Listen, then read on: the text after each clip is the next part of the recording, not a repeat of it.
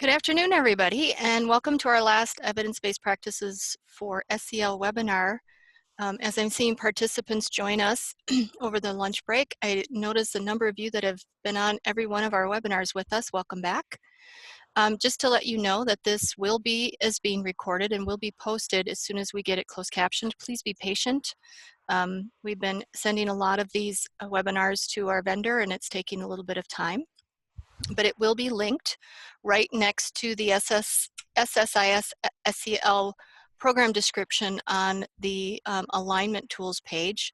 I've left a link to that page on the chat box so that you can link in there.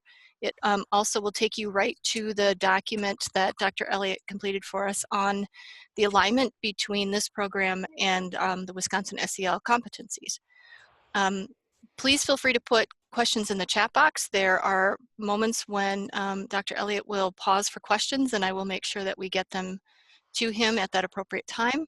And there will also be a bit of time at the end for additional questions as well. So I'm going to turn it over to Dr. Stephen Elliott to introduce himself and share with us more about this program. Super, Beth. Thanks. Beth, can you hear me clearly? I'm going to assume others can if you can. Yes, I can. Super. Good morning, all. I'm really, truly excited about this opportunity. There's not going to be enough time, never is, but I'm heart and soul connected to Wisconsin. And in fact, many of the pieces of the work that I'm going to talk about today have been influenced truly by Wisconsin educators or educational experiences that my children had in Wisconsin schools. So I want to highlight at the beginning that I'm a highly accessible person. Under my picture on this first page is my email address. Please note underscore, not dot, and please note 2 T's in Elliott. I say that because if you don't do those things, they go to a guy in the biology department. There's a Steve Elliott there. So anyway, he usually, I think, passes things along to me, but I want to stay connected with you. And so the work I'm going to present has grown out of over 30 years of research, writing, and practice around children's social skills. And a lot of that work is done with my colleague, Frank Gresham. Some of you, I hope, are aware of the social skills rating system that came out in 1990. Then in 2008, that was revised and expanded. It was called the Social Skills Improvement System. And in 2017, it took another expansion effort to accentuate and reorganize many of the skills and attributes of social emotional learning. And so many people have used my assessments over the years. Maybe less so have used the intervention program, and it's very important for me to highlight 2 things about it. This is, to my knowledge, I say this factually, the only assessment system that is fully aligned with an intervention system. In other words, what we assess is what we teach. And it first off helps you in decision making in terms of figuring out children's strengths and weaknesses and where we're going, but it also helps you in evaluating ultimately the effects of any effort that you invested to try to improve children's social functioning. The recognition about the quality of both the assessments and the intervention program recently has occurred by Castle and their review panel, so I note that. I know many of you know a lot about this. And you know, it's very difficult doing PowerPoint presentations or webinars because you can't see people's faces. I so much miss that. One, because you'd be telling me what you know and what you don't know many times. And 2, it's just much more fun to engage with people. But I'll press forward and share kind of a one-sided conversation today, but I sincerely hope that you'll ask questions to Beth and or you will actually write me with your questions if you have. So we're gonna talk about some products that are published by Pearson. The first element that I'm going to emphasize is screening. And there are many ways to screen. And the key screening tool is a criterion reference tool called the SSIS SEL edition screening and progress monitoring scales. I'm going to illustrate how to use that. The results of this is a teacher completed instrument, and it gives you very detailed results about the state of your classroom, and obviously you can build this out to the state of a school, about the strengths and weaknesses of your children, utilizing the Castle 5-component framework. I'll say more about it. Then that leads one to thinking about, given my children's relative strengths and skill needs, what intervention units do I want to teach? All the intervention units are in a manual. The manual is illustrated here on this slide. And then all of the teaching resources, all of them are online that you can click and download and use as many times as you want to. You pay one price for it, you access all these materials. So I'm going to say more, but these are the building block components from which I'm going to kind of unpack and talk about today. And a little bit about the research behind it. Given time constraints, I'm going to make sure you have resources that you can read that research yourself if you wish. So the foundational definition that I like about SEL, and there are a lot of them out there, but Maurice Elias and Dominique Mosseri back in 2012 used this definition, so it is the one I've embraced. Social emotional learning is defined as the process of acquiring knowledge, skills, attitudes, and beliefs to identify and manage emotions, to care about others, to make good decisions, to behave ethically and responsibly, and to develop positive relationships and to avoid negative behaviors. That's a lot. It's a big, broad set of skills and competencies that we're expecting from kids. And no wonder it feels challenging to teach it, to manage it, to assess it. But I think we can do that. We can do that. So a couple pieces of background information. The fundamental premise that I enter into all this work, my 30-some years of work on this, and the dialogue today is that, one, we all teach some SEL skills every single day. We do it. So when a teacher or a colleague says, oh, I don't have time to do it, I go, wait a second, you're already doing it. You're doing it. The issue, though, is that in many schools, it's really kind of hidden. Okay, I don't mean that it's hidden because it's bad, but it's not measured and it's not systematically taught. So my goal is to give people really strong materials in a framework to knowing what to teach, where they're at in the teaching process, and knowing how well it's going. And the assumption is that given that we all have opportunities, particularly as adults in front of kids in classrooms, we have opportunities to influence a lot of thinking and behavior. We ought to take advantage of that while we concurrently teach other subject matter. It's doable. It's doable, okay? So I don't want to admire the problem too much. The Wallace Foundation a couple of years ago came out with this analysis of kind of why are there impediments? What are the impediments to challenges of implementing SEL? Well, the usual suspect: time, professional buy-in, professional development, and cost. You can break it down in other ways if you want to, but those are the issues. So I'm serious about this. I think a lot about time, and I think a lot about costs, and I think a lot about enabling teachers to do what they do well, teach. So figuring out professional development that is not overtaxing. Now, I think you're going to see those elements in this program, okay? So my promise to you, my enduring promise to you, if you embark upon using the materials I've created, is this. I'm committing that 2%, if you commit 2% of your annual instructional time to teaching key SEL skills using, and I'm going to define this later, a SAFER intervention, this will result in virtually all elementary students improving these skills and more. I say that about elementary students because that's where we have a lot of data, okay? Now, I'm dead serious about committing 2% of your time. So you all know that in the year, as teachers out there, you have 72,000 minutes at your command. How about that? 72,000 minutes at your command.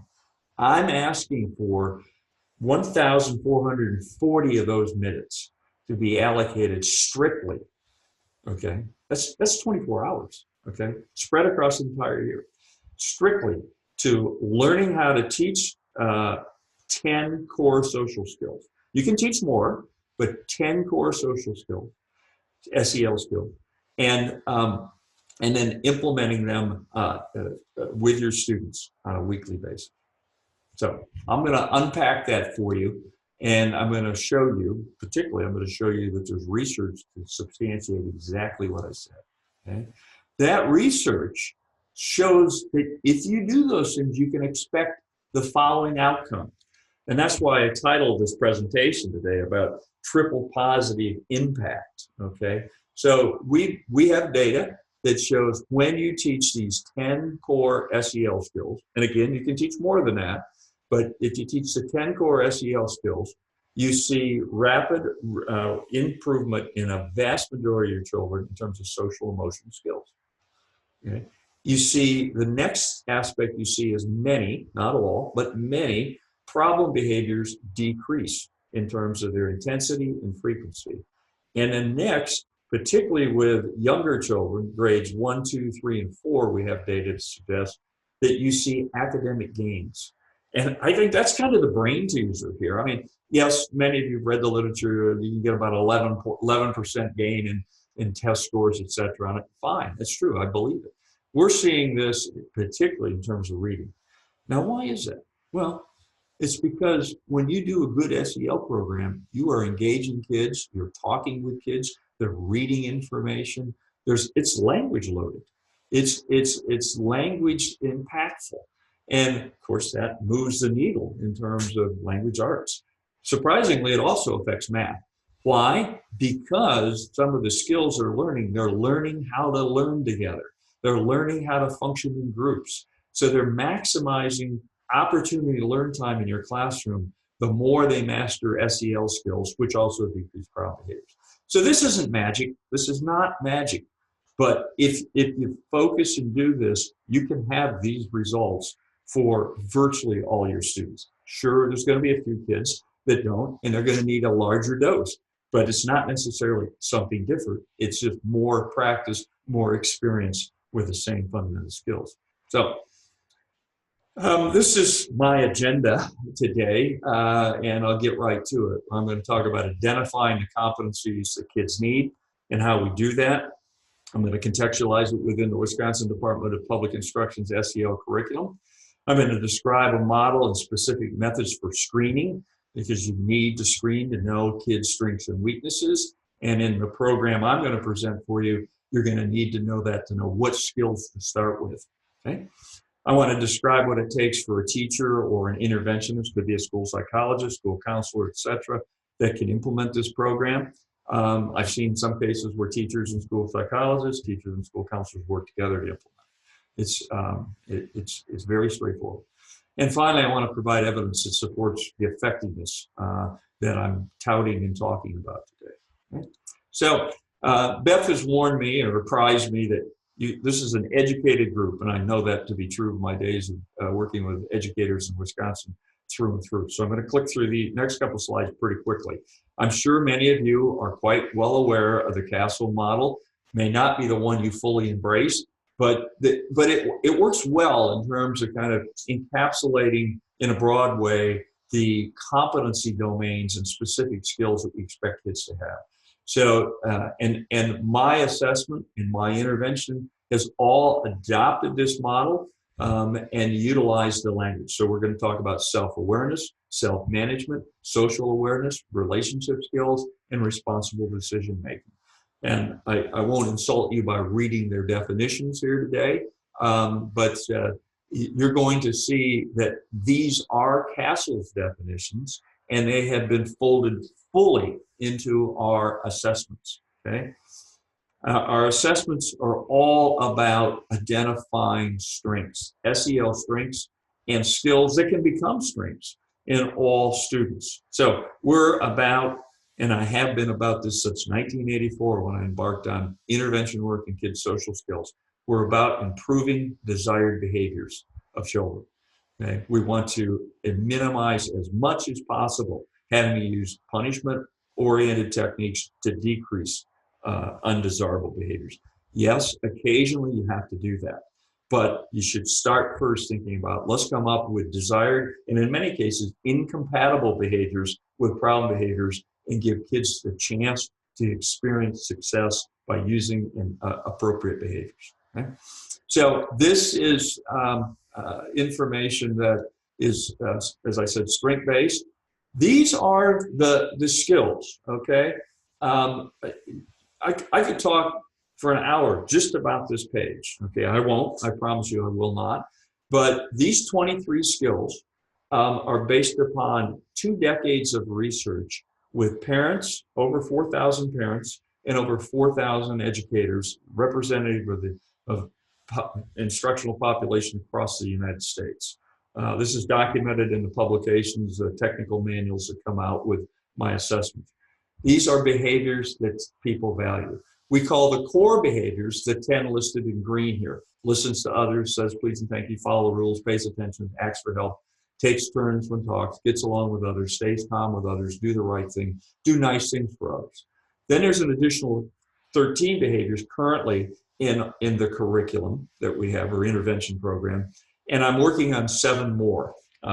So there'll eventually be 30 behaviors that we have evidence that relates to general high competency social functioning, and also function to enable many academic learning endeavors, okay?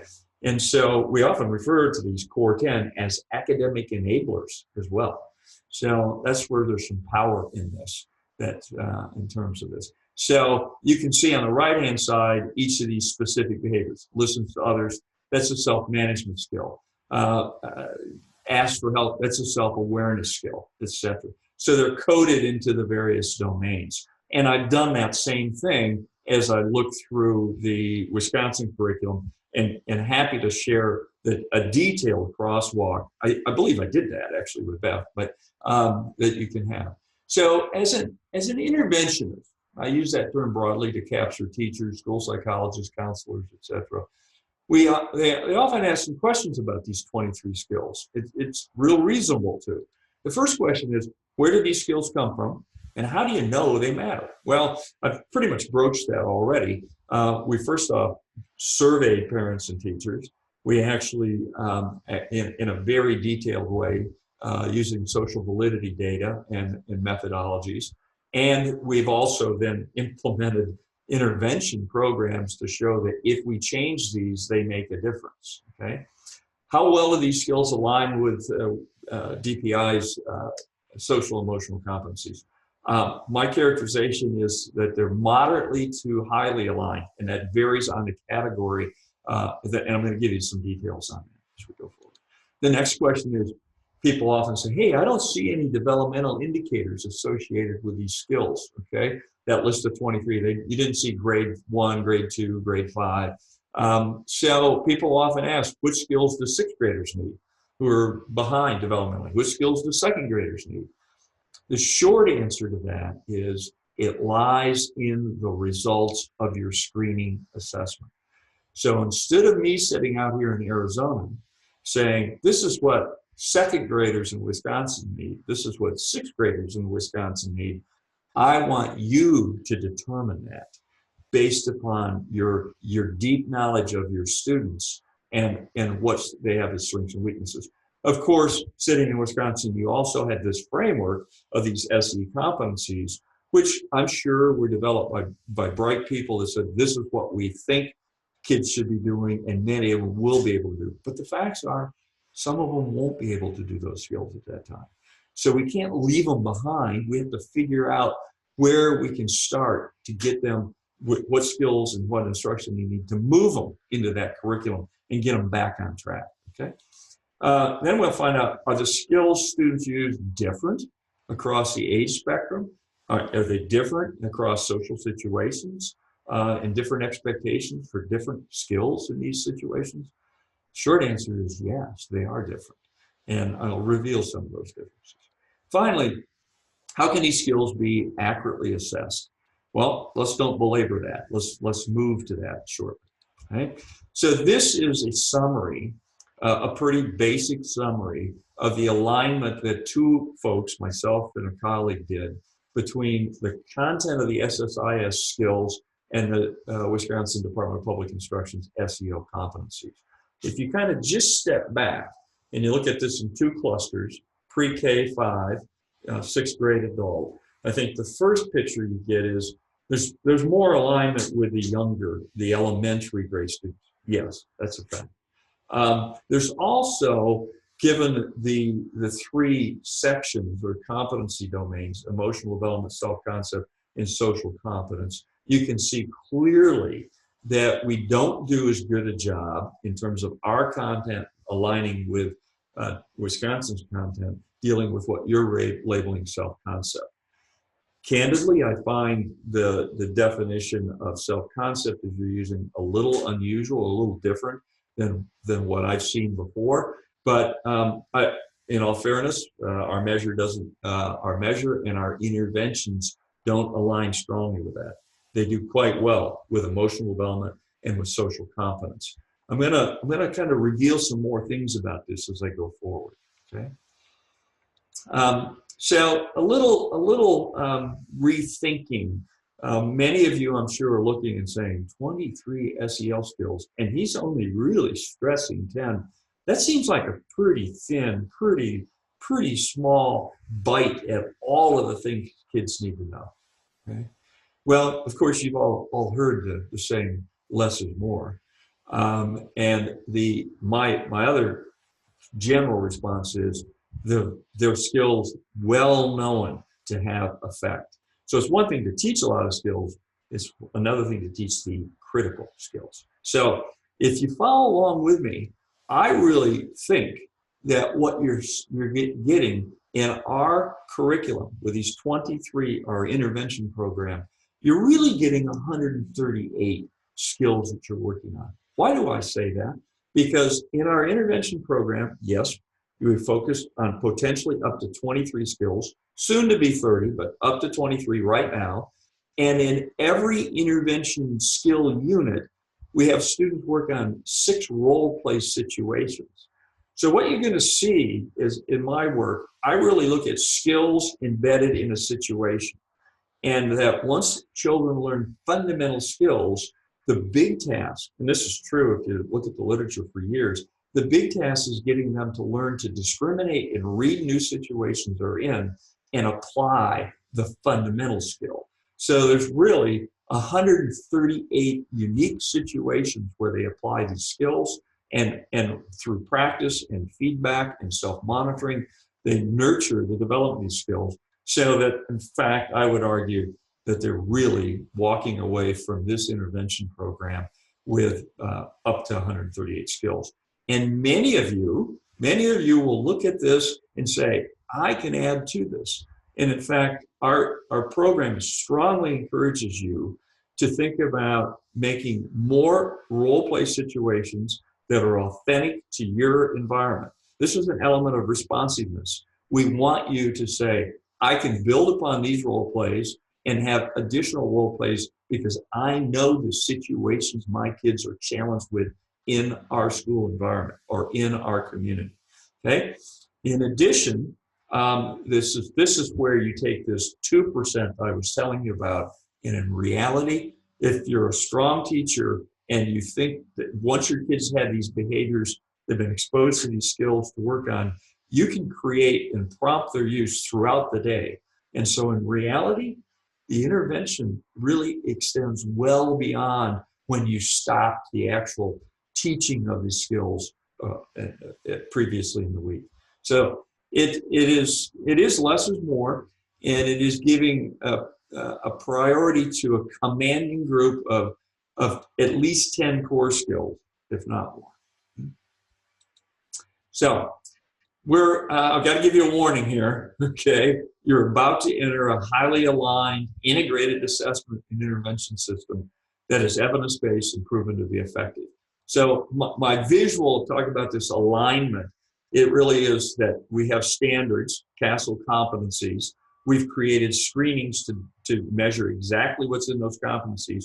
We've created intervention units to teach what we screen. And then we actually have, and I'm not going to get into it today because of time, more comprehensive assessments for children who don't respond well to the intervention, that need more. We want to learn a little more about them. So we do a broader assessment.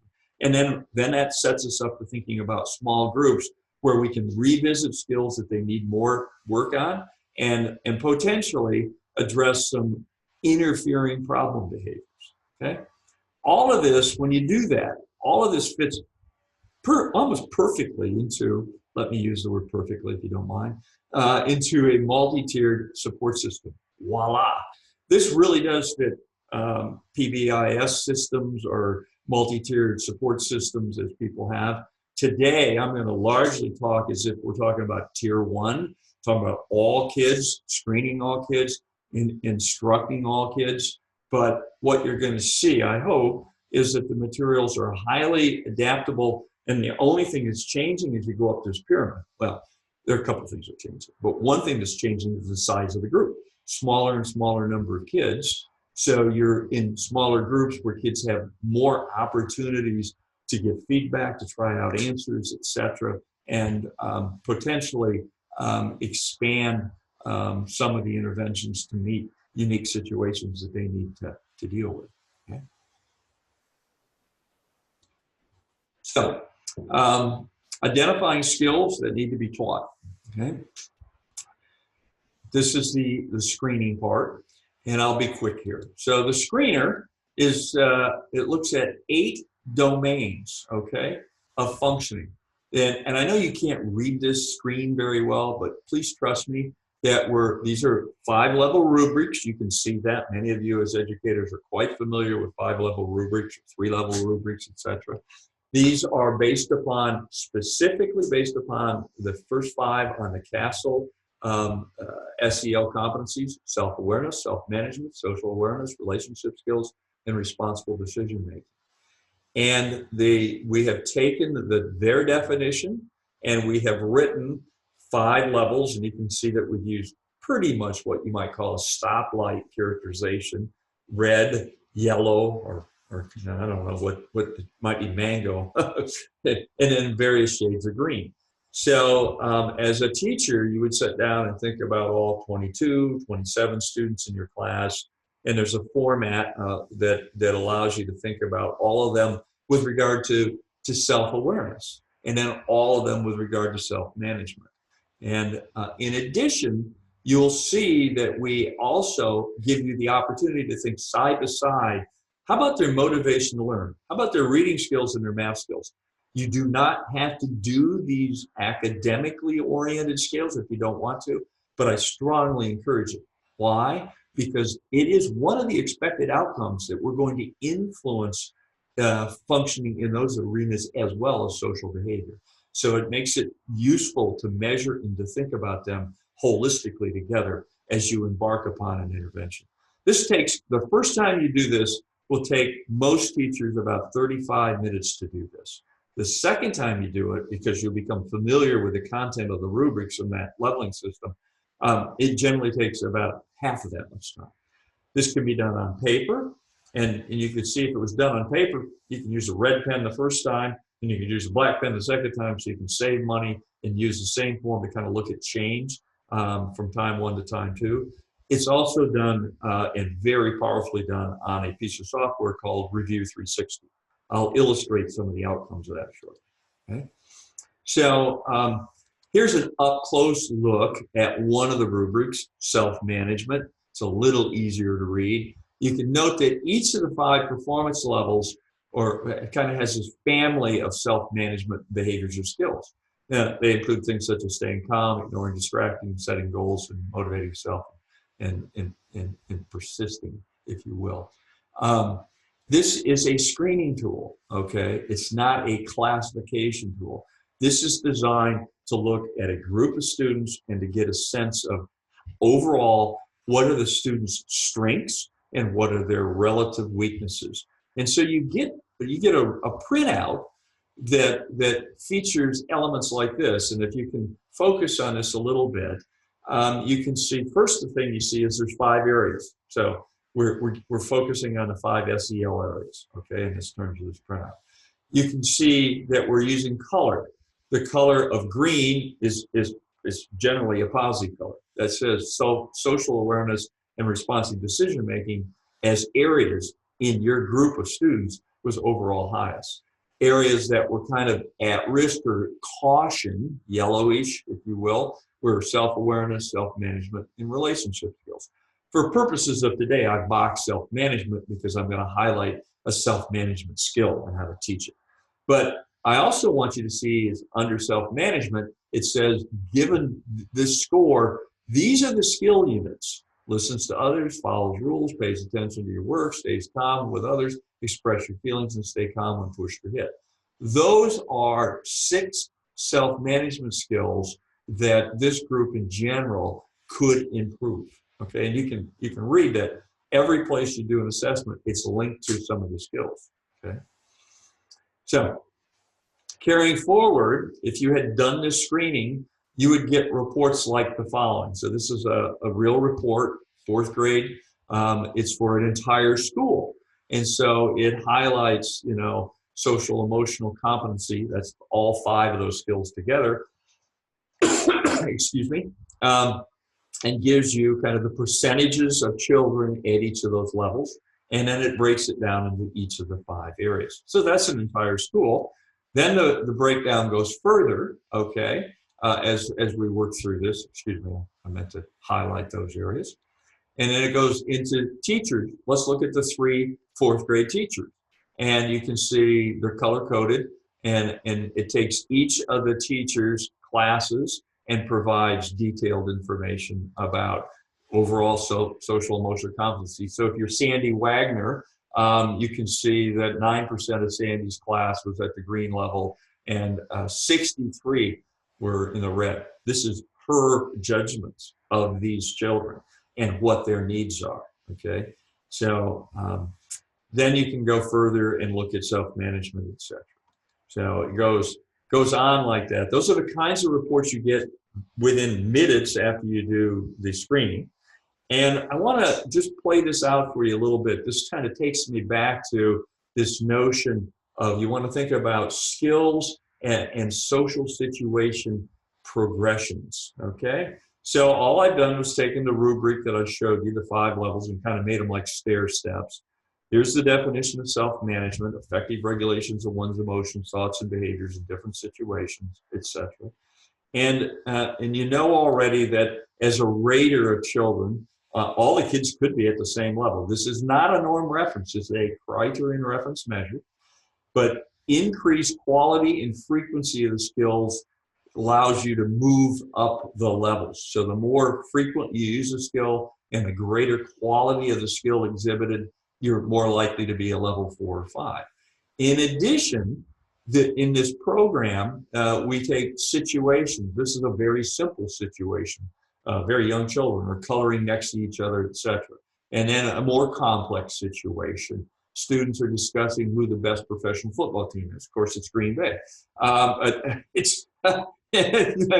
then a more complicated situation. So what we do with this program is we work to develop skills at a higher and higher level, and we also, in the process of developing it, try to get people to apply those skills in increasingly more complex situations within the intervention program through role plays. And there's gradations of these role plays, starting with teacher in control and teacher-student sharing, and then eventually students doing the work. So I'll highlight that as we go along. So to feature just one of the 5 areas and to start thinking about intervention, I've chosen self-management skills. And these are the list of 6 self-management skills. I've underlined the one I want to feature today: stay calm with others. Okay?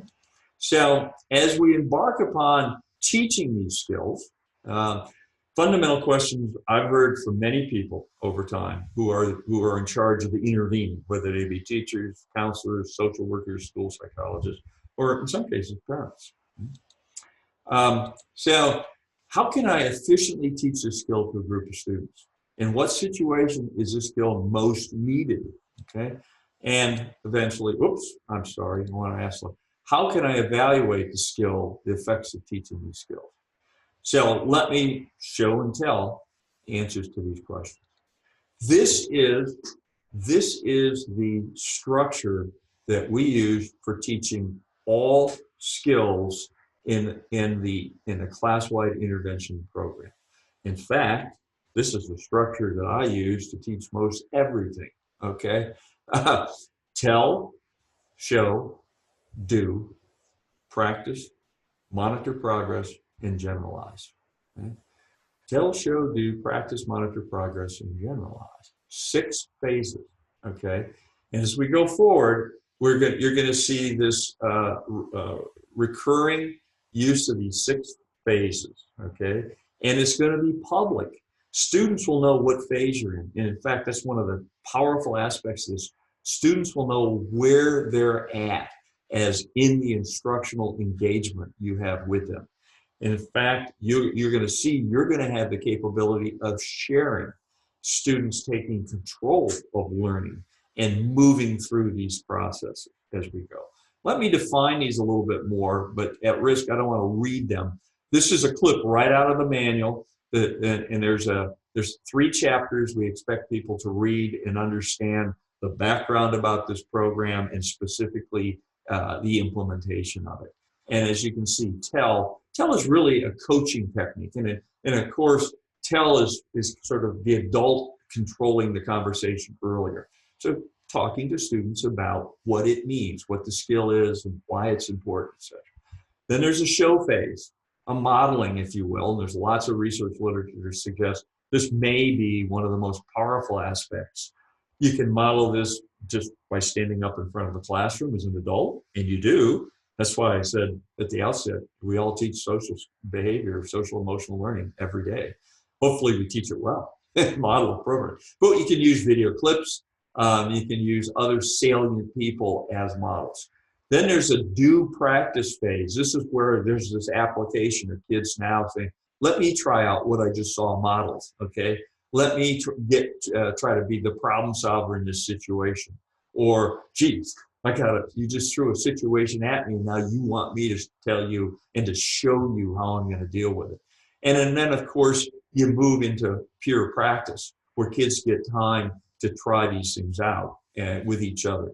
So, and then finally, in a very important phase, progress monitoring, or monitor progress, if you will. If you step back and think about this notion of self-awareness, self-concept, at the foundation of that is knowing about yourself, knowing what I do well, what I need to work on and improve.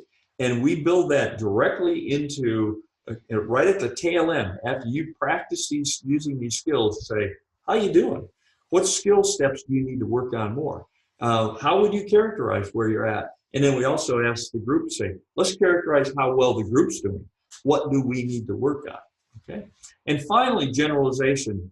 And it is a very, very important part, often neglected. You can see it comes last in the sequence. You can imagine you run out of time someday, but you can't. You have to work on generalization. Generalization is the Achilles heel of most social behavioral intervention programs. That is, many people can teach the skill and get a child to exhibit the desired behavior in a particular location under particular conditions. But when they move over to another class, or they go outside to do stuff out in a playground or a sports venue or to the lunchroom, they don't do it. Why? Because they haven't learned how to read those new situations and to recognize the need for the use of that skill. So you got to practice for that. You got to plan for that. And we do that, okay? So if you're following along with me, you're going to learn to teach a skill. We want people to use a 6-phase process to teach the skill, and we want you to do it 3 times a week for about 30 minutes.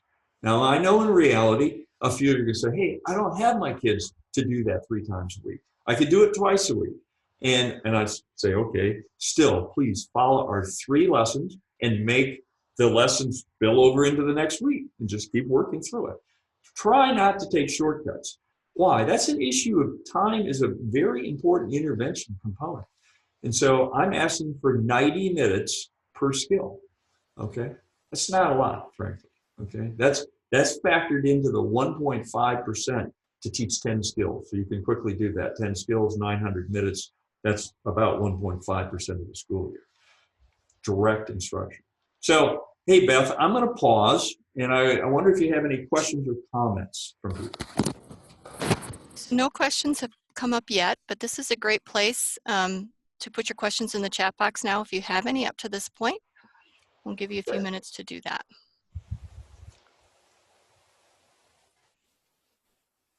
And if you don't have a question, you got a concern saying, this bothers me that, you know, this program only does this or something. I'm eager to hear your professional opinions. Your perspectives matter to me. So questions or comments? Okay. None at this point. So let's keep going. And if something that comes up, mean that everyone is in sync. We're just having a great morning. I think so. And if any come up, I'll let you know. Thanks, Beth. Okay.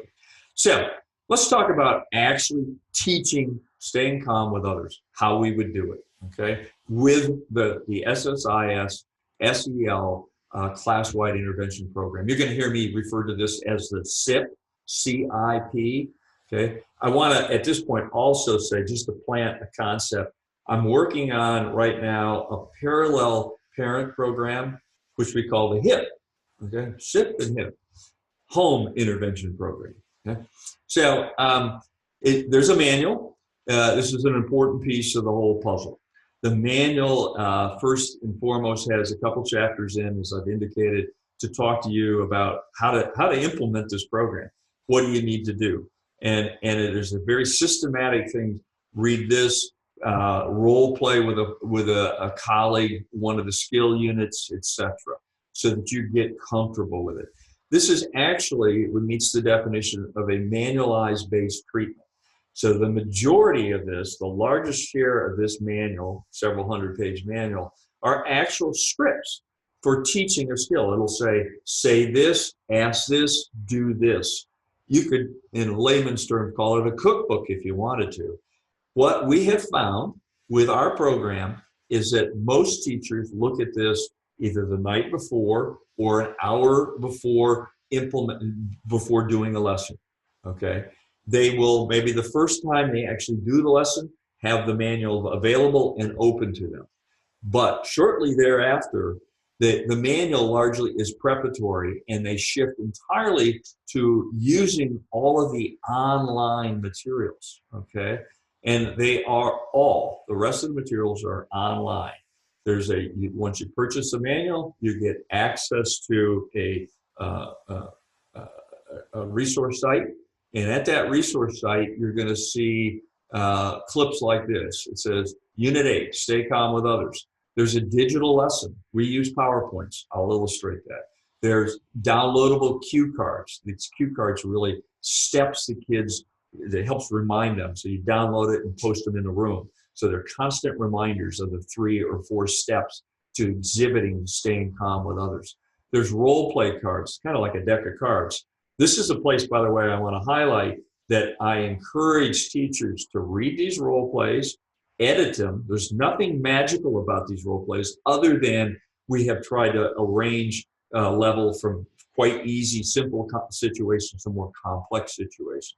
But you can make them more authentic by tailoring them to your school, to your situation. Then there are video clips. These are short, generally about 30 seconds, positive modeling of the behavior and negative modeling of the behavior. Okay?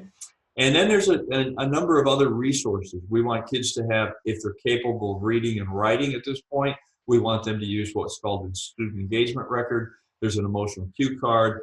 And then there's a documentation that, as a teacher, you could use to document how well you think you did the intervention and what the outcomes were.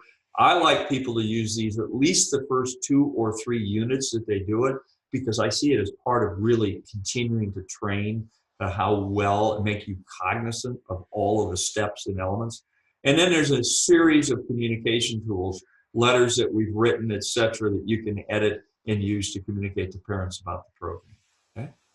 So if you opened up the manual, This is pretty standard. Every unit has about 3 or 4 pages of script. I know you can't read this, but it highlights that to teach this skill, you'd be expected to read, prepare for it, basically 4 pages. And in doing so, you would read about the tell phase, and we estimate it take about 6 minutes to do the tell phase with your students. You'd read about the show phase, and this green screened area tells you what actually is said on the video, so you can understand the content of the video. Then you'd look at the do phase, the practice phase, and what you're asking kids to do. And then you'd look at the generalization phase and move forward. So what I'm going to do now is show you some samples of lesson 1 from Stay Calm with Others, okay? And the core instructional resource is a set of PowerPoints, okay? Now I just want you to kind of look at this PowerPoint for a minute. What you'll see is it's the tell phase, and on the right-hand side is content that we fully expect students to focus on. You see 2 kids, it looks like they're arguing. What is happening? And then there's a written definition. Staying calm with others means, etc. On the left-hand side of the page, that blue column, the highlighted screen blue area, is actually an abbreviated component of what's in the manual. It says ask. So it prompts you as the interventionist. Ask, what is happening? Who's staying calm? Who seems upset or mad? And then it goes through a series of things.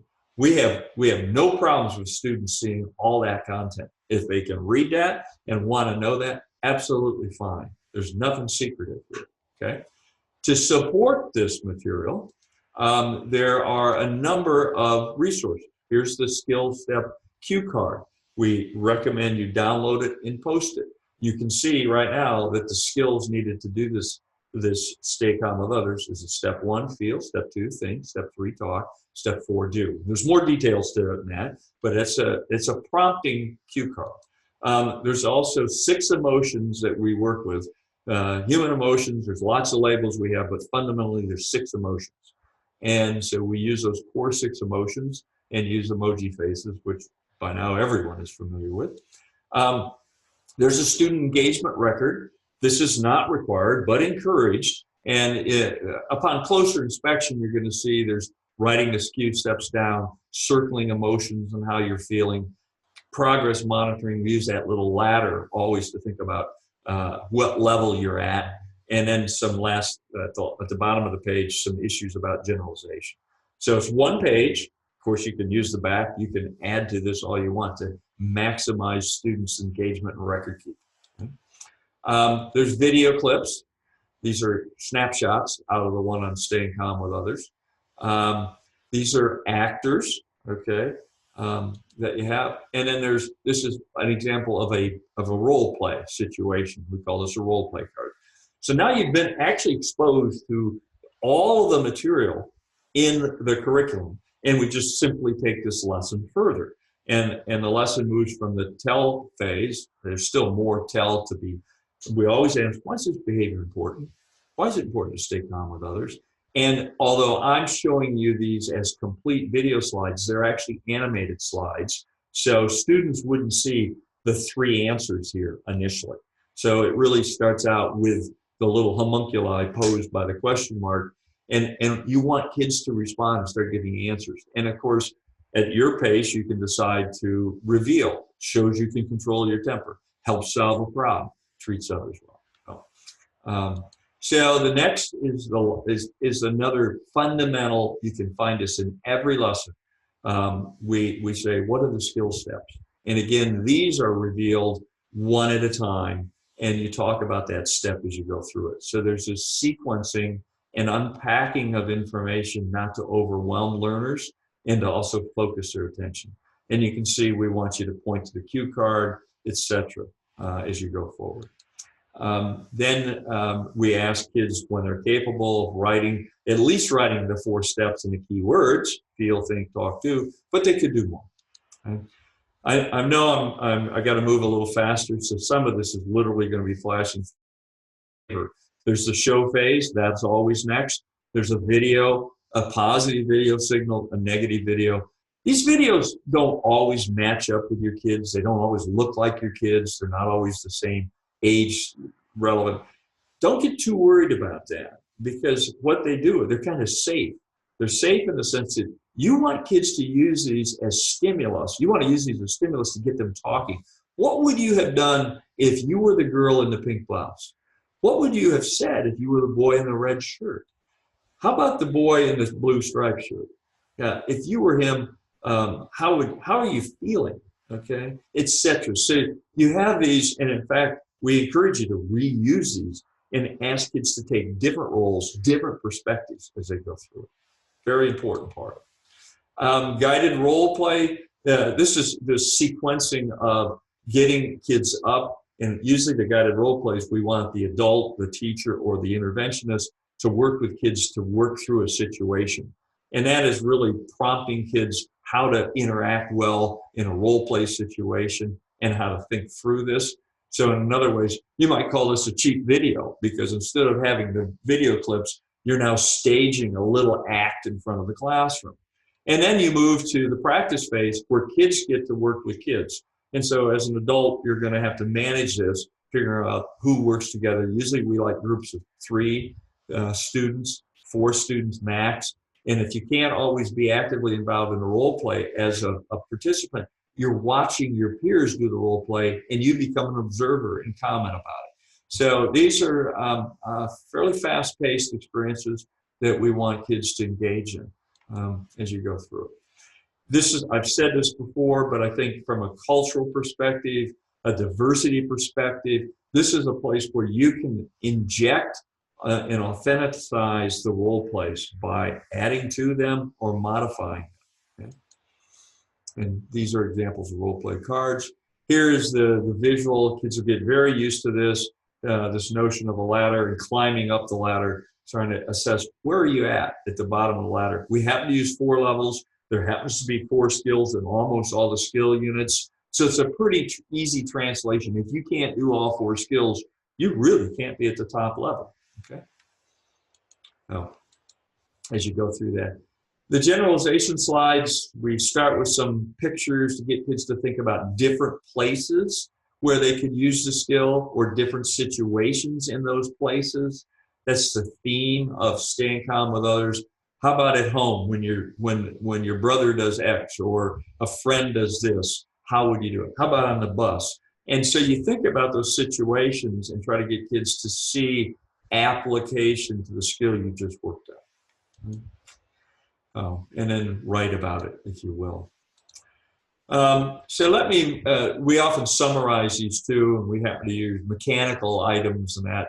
In this case, this is a thermostat in a car, air conditioner, and high temperature, low temperature, kind of let's turn it down and be cool, stay calm.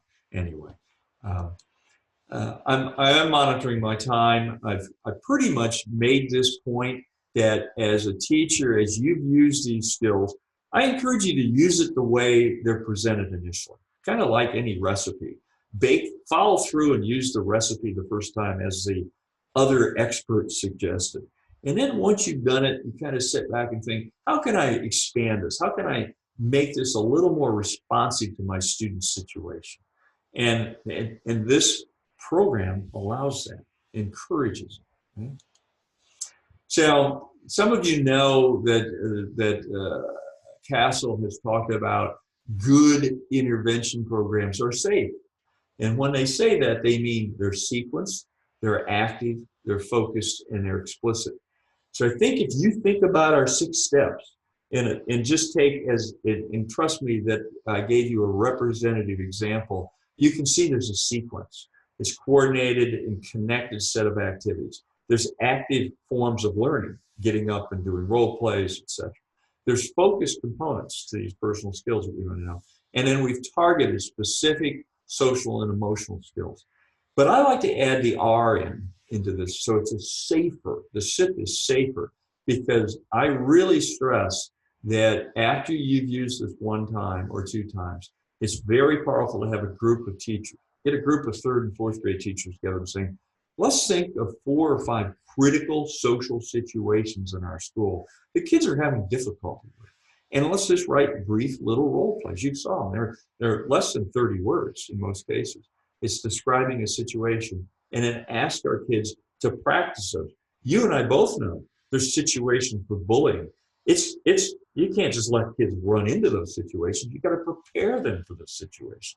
So you got to think about how would you respond to a bully, okay? And how would you stay calm when you've been teased by a bully? So you can build those and personalize, customize this. Here you go. So I've stressed this. I've stressed time in this, okay? So less than 5%, that's 90 minutes of instructional minutes per week is required to teach a skill unit, okay? Sustained over 10 weeks, this results in 1.5% of the school year.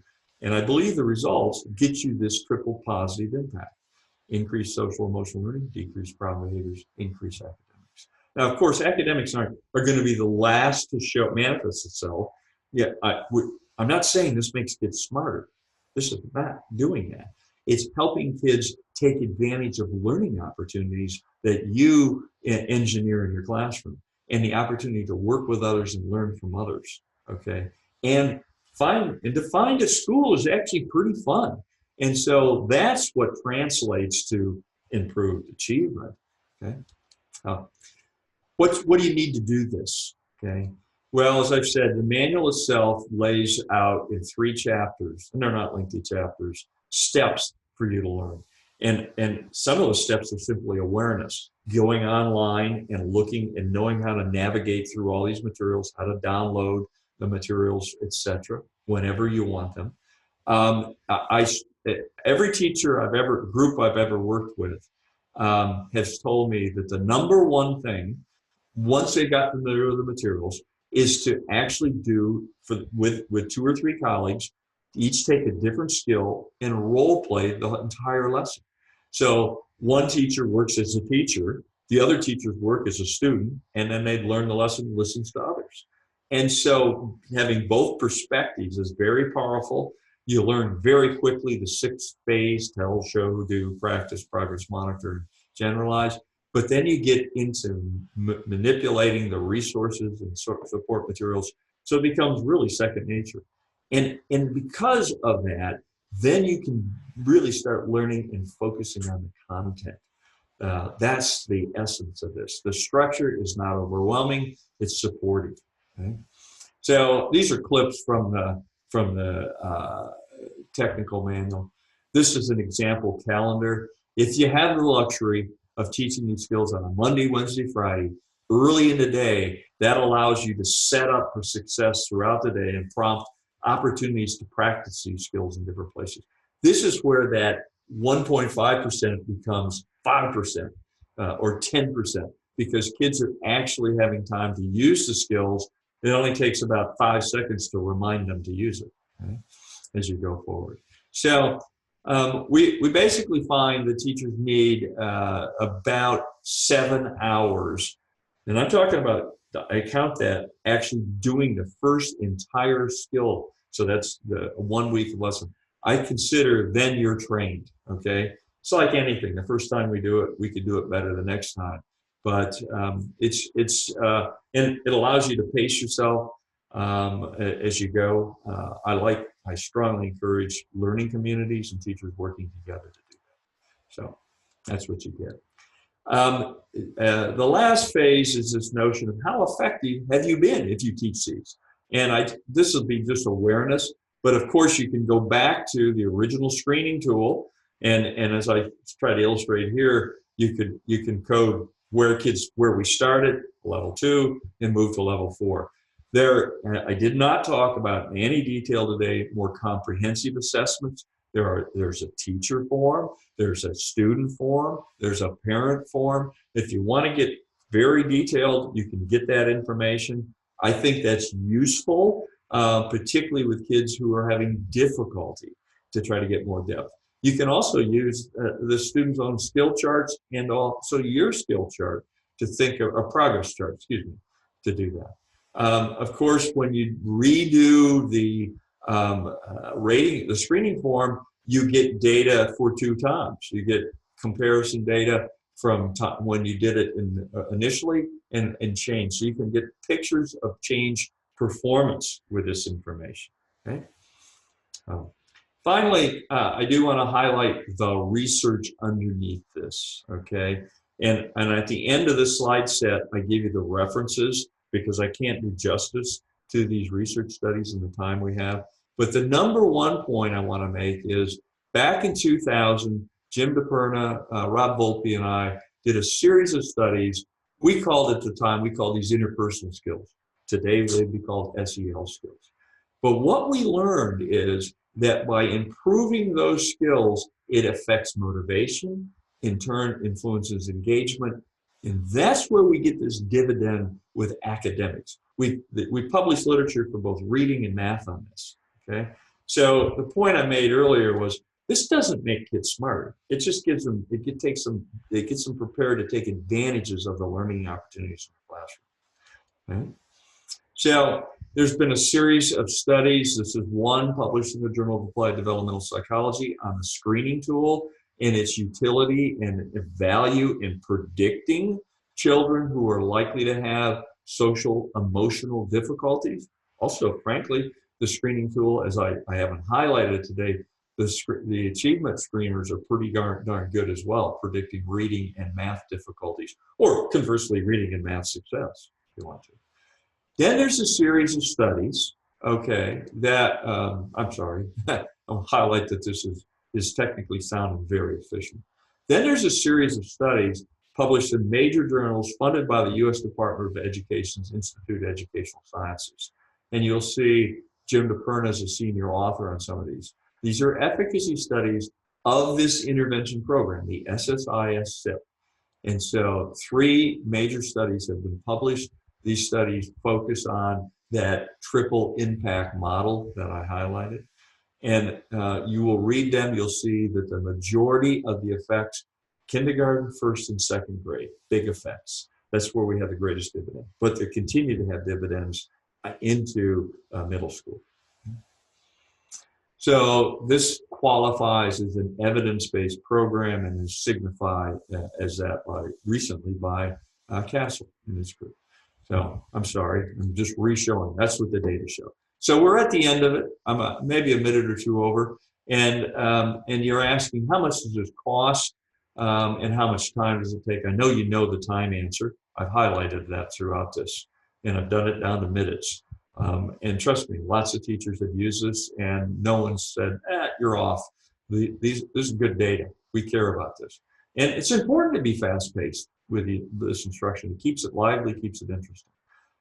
In terms of cost, what we know is that it's, frankly, the cheapest program out there. Why? Because we don't have different materials at every grade.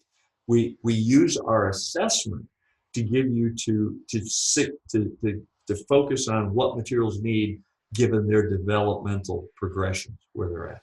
Okay, and so the assessment's wrapped into this. If you want it, or you can simply buy the intervention manual. And once you buy the manual for $129, you get all the resources online. Okay? And what you find out is if you buy the package, you screen all your kids and do the intervention, it turns out to be about $3 a student.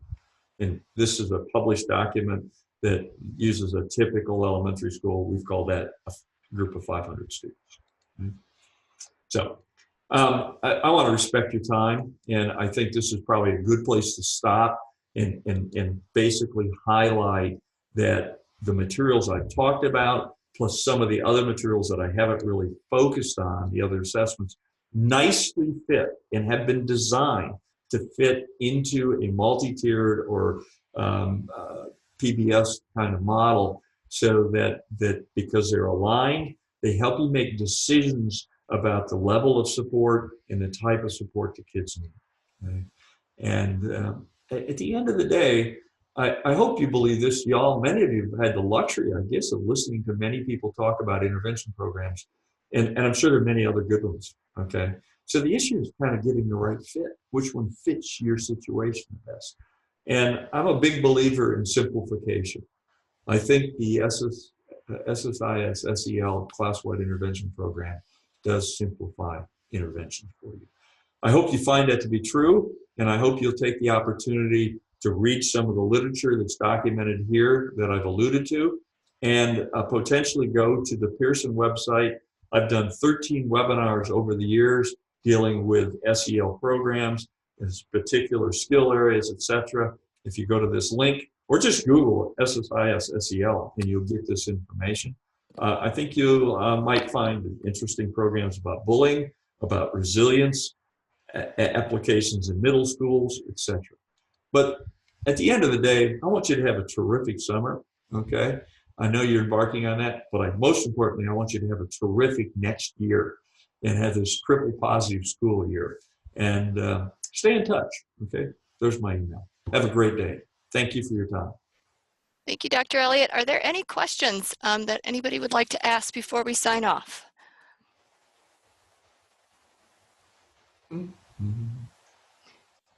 I think you know how to reach me as well. I'll put my email in the chat box in case you don't have that. And you can reach out to Dr. Elliott as well. Thank you. This will be recorded and posted shortly, so stay tuned. And thank you, everybody. Thank you, Dr. Elliott, for joining us today. You bet, Beth. Have a great day. Have a Bye-bye. great day, everybody.